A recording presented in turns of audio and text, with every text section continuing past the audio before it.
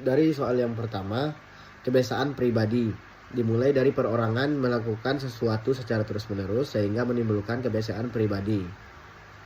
Akal dan pikiran yang terus-menerus dilakukan perorangan menimbulkan dari soal yang pertama, kebiasaan pribadi dimulai dari perorangan yang melakukan sesuatu secara terus-menerus sehingga menimbulkan kebiasaan pribadi.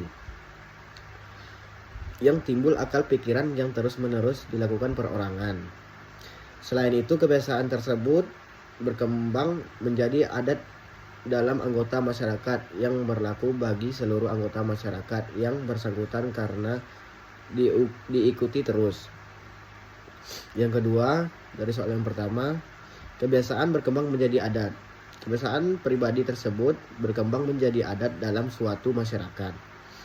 Van Vollenhoven pernah berkata, sesuatu kebiasaan atau adat yang menjadi hukum adat apabila kebiasaan itu diberi sanksi. Contoh, sanksinya seperti laki-laki dan perempuan yang bukan keluarga tapi hidup bersama.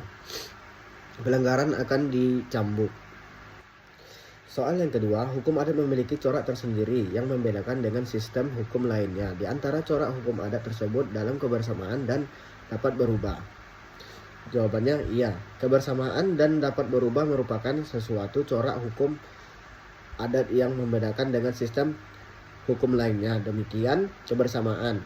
Hukum adat menentang kepentingan kebersama masyarakat. Hukum adat meyakini bahwa kepentingan individu harus disaksikan dengan kepentingan masyarakat. Kedua, dapat berubah. Hukum adat bersifat dinamis, dapat berubah sesuai dengan keadaan waktu dan tempat. Hukum adat terus berkembang seperti hidup itu sendiri. Selain kebersamaan, dapat berikan hukum adat juga memiliki corak-corak lain, yaitu 1. Tradisional, 2. Keagamaan, 3. Konkret,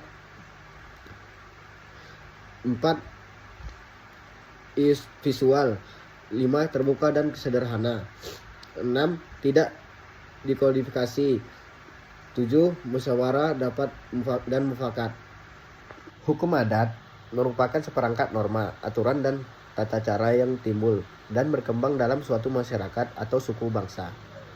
Hukum adat lahir dari kebiasaan rakyat Indonesia dan dapat menjawab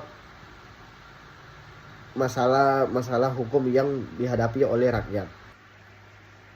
Yang pertama dari soal nomor 3, sumber hukum.